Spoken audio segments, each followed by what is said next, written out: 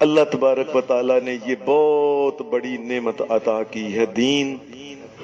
لوگوں، اگر زمین آسمان کی ساری دولت، مال، سونا، چاندی، یہ سب کچھ اگر اکٹھا کر لیا جائے نا، ساری نعمتیں جو کوئی زمین کے اندر، روئے زمین کی، نبی صلی اللہ علیہ وسلم نے فرمایا اگر ان ساری نعمتوں کی حیثیت ایک مکھی کے پر کے برابر ہوتی نا، پر کے برابر، اللہ کسی کافر کو ایک گھٹ پانی کا بھی نہ دیتا.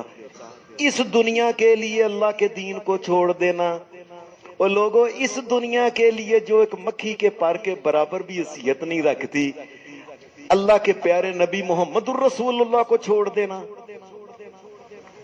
اس کی دین، ایسے دین کے لیے جس کے لیے مسلمانوں نے بڑی قربانیاں دی ہیں. اور لوگوں، اور نہ ہندوؤں کے پیچھے لگو، شادیاں مسلمانوں کے طریقے پہ کرو. اور تمہیں اللہ کا واسطہ ہے، نہ ہندوؤں کے پیچھے لگو، اور نہ عیسائیوں کے پیچھے لگو، اور نہ یہودیوں کے پیچھے لگو. اور لوگوں، میں اللہ کا واسطہ دے کے کہتا ہوں، اور چھڑ دیو، اور اگر محمد الرسول اللہ کا بازو پکڑا ہے تو کٹ کے پکڑو، ایسا پکڑو کہ جنت کے اندر ان کے ساتھ ہی جاؤ. اس لیے یہ خیال رکھو، یہ دین، اس کے لیے بڑی قربانیاں مسلمانوں نے دی ہیں.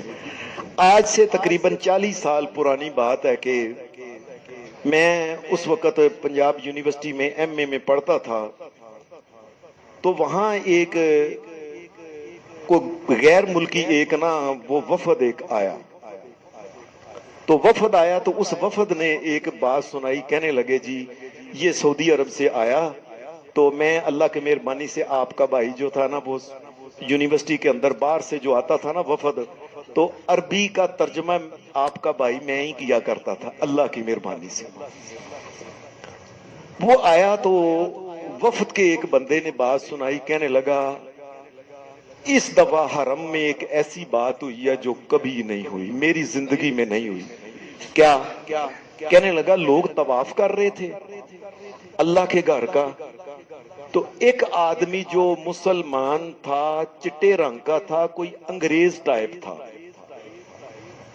تو وہ نا پیچھے کھڑے ہو کے نا اونچی جگہ پہ کھڑا ہو کے کہنے لگا ان کو جو طواف کر رہے تھے، ان کو کہنے لگا او ظالموں اور نا انصافوں اور ظلم کرنے والے لوگوں. وہ لوگ اسے دیکھنے کہ کون ہے، کن کو کہہ رہا ہے؟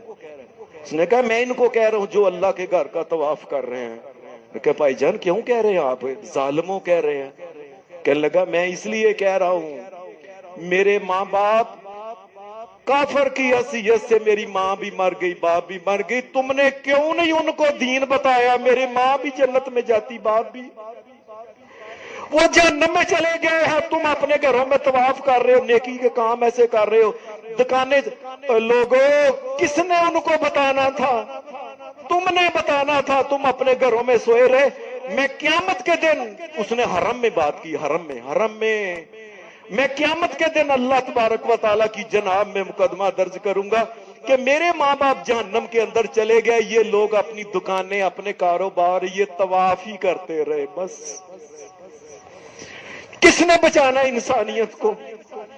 لوگوں، یہ تو ایک غیر مسلم کی بات اس نے کی، خود وہ مسلمان ہو گئے. کہنے لگا مجھے اللہ نے توفیق دے دی، اور کاش تو میری ماں باپ کو بتاتے، وہ بھی بڑے سمجھدار تھے، انہوں نے بھی مان لینا تھا، اور بڑے ہی چنگے عقل مند سن مجھ سے زیادہ، انہوں نے تو فٹ مار، لیکن تم نے بتایا نہیں، تم اپنے کاموں میں ہی لگے رہے سارے. اس دین کے لیے بڑی بڑی قربانیاں جو دی ہیں، ان میں سے ایک چھوٹی سی بات یہ ہے، غزوہ احد کے اندر جس وقت حضرت حمزہ رضی اللہ تعالی عنہ جو تھے نا، یہ جب شہید ہو گئے، یہ ایسے لڑ رہے تھے، مسلمانوں کی ایک چھوٹی سی غلطی ہوگی، غلط فہمی. نبی علیہ السلام نے کہا تھا یہ جو درہ ہے نا اس کو نہ چھوڑنا، ادھر مسلمانوں کو فتح ہوگی، ادھر درے والوں نے نہ وہ نیچے آ گئے. وہ لوگ کہتا رہا وہاں جو صحابی تھا مصعب بن عمیر، نہ تھلے اترو. نبی علیہ السلام نے کہا تھلے نہیں اترنا، نہیں اترنا، نہیں اتر. او بھائی فتح ہو گئی ہے، وہ تھلے اترے نے. پچھوں خالد بن ولید نے حملہ کر دیا، یہ غیر مسلم تھے اس وقت۔ مسلمانوں کو آگے سے بھی تیر، پیچھے سے بھی تیر، آگے سے بھی تلوار، پیچھے سے بھی تلوار، سمجھ نہیں آتی تھی کیا۔ اس بھج دوڑ میں مسلمان بکھر گئے۔ وحشی نے ایک نہ نیزہ پکڑا ہوا تھا، وہ بڑے نہ تاک لا کے بیٹھا ہوا تھا پہاڑ کے پیچھے ایک پتھر کے پیچھے۔ حضرت حمزہ لڑتے لڑتے ادھر گیا، اس نے مارا تاک کے سیدھا۔ لوگ کہتے تھے کہ پورے عرب کے اندر اس سے زیادہ نشانہ کسی کا نہیں تھا، اس کو کرائے پہ لیا تھا کہ تو اگر حمزہ کو مار دے، شہید کر دے تو تجھے آزادی ہے۔ اس نے تان کے مارا تو یہ جو ہے نا تو نہیں، ناف کے نیچے وہ لگا تھا اور پچھلی طرف سے وہ نیزہ نکل گیا تھا۔ مسلمان تتر بتر ہو گئے، ایسے لگا جیسے شکست ہو گئی ہے۔ مسلمان ادھر کو پہاڑی پہ چڑھ گیا، کچھ سمجھ تو آتی نہیں، تیر سامنے سے آ رہا ہے، پیچھے سے آ رہا ہے، پیچھے سے برچھی لگ رہی ہے، نیزہ پیچھے آگے سامنے سے۔ مسلمان تتر بتر ہو گئے۔ کفار نے یہ سمجھا کہ ہماری فتح ہو گئی ہے، انہوں نے مسلمان جو شہید تھے نا ان کی لاشوں کے مسئلے کرنے شروع کر دیے۔ جو مسلمان تھے نا گرے ہوئے، انہوں نے چھرے کے ساتھ ادھر یہ جو ہے نا حلق، یہاں سے چھرا پھیر کر سیدھا چیر کے تنی کے نیچے مسلمانوں کی جو تھے نا وجود کھول کے، مسلمانوں کے جگر، ان کا دل، ان کے گردے نکال کے انہوں نے باہر پھینکنے شروع کر دیے۔ مسلمانوں کے نک کٹ کٹ کے، ان کے کان کٹ کٹ کے، چھرے کی نوک کے ساتھ مسلمانوں کی آنکھیں نکال کے۔ اور ابن ہشام نے ایک لکھا ہے کہ مسلمان ننگے پڑے ہوئے تھے، پتہ نہیں لگتا تھا، ہر آتا جاتا کافر جاتی واری اوپر نہ وہ برچھی مار کے جاتا تھا، پتہ نہیں یہ انسان ہے کون ہے، نہ آنکھ ہے، نہ کان ہے، نہ ناک ہے، نہ بول ہے، نہ کوئی چیز ہے، اور پیٹ پھاٹا ہوا ہے سارا، اور مسلمانوں کی شرمگاہ بھی کاٹ کے، پتہ ہی نہیں لگتا تھا مرد ہے عورت ہے، کون ہے، کس طرح کیسے ہے، کون ہے یہ۔ لوگوں اس دین کے لیے لوگوں نے کیا کیا کروایا۔ حدیث میں آتا ہے نبی علیہ السلام نے جب یہ بعد میں اللہ نے فتح دی، آپ نے دیکھا نا لاشوں کو، نبی علیہ السلام نے کہا تھا حضرت حمزہ کی لاش کو دیکھ کے کہ یہ میرا چچا، پہچانا نہیں جاتا تھا کہ وجہ یہ ہے کہ سارے وجود کا ماس اوپر سے اتار دیا گیا تھا، جس طرح کھال نہیں اتارتے، سارے کھال اتار کے ہر چیز جو تھی الگ الگ کر دی گئی۔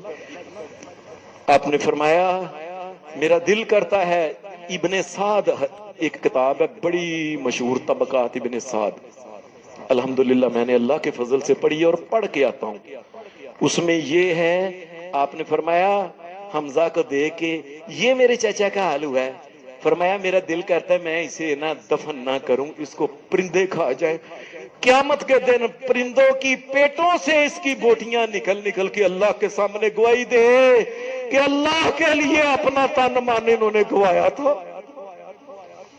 پرندوں کے پیٹوں سے نکل نکل کے اللہ کے سامنے گواہیاں دے۔ لوگوں آپ لوگوں نے تو اپنے مسئلے کرائے ہیں، اپنے وجود کے ٹکڑے کرائے ہیں، پہچانے نہیں جاتے تھے، اور ہم اس چند ٹگے کے لیے گاہک آیا ہوا ہے، ہم دکان پہ نماز پڑھنے نہیں آتے، ہم اپنی بچیوں کو یہ پردہ نہیں کرواتے، اور شادیاں کیوں کافروں کے طریقے پہ کرتے ہیں، اور کیوں مہندیاں کرواتے ہو لوگوں، کیوں کرواتے ہو، کیوں کرواتے ہو؟ تمہیں پتہ نہیں اس کے لیے دین کے لیے مسلمانوں نے کیا کیا کچھ کیا، اپنی لاشوں کے ٹکڑے کروائے ہیں۔ اپنے دین کی قدر کرو، اپنی عورتوں کو مردوں کو جمعے ملایا کرو، انہیں پتہ چلے اللہ کیا ہے، رسول کیا ہے، آخرت کیا ہے، جنت کیا ہے، دوزخ کیا ہے، جہنم سے کیسے بچتے ہیں، جنت میں کیسے داخل ہوتے۔ اللہ ہمیں دین کی قدر کرنے کی توفیق دے۔ صلی اللہ علیہ وسلم۔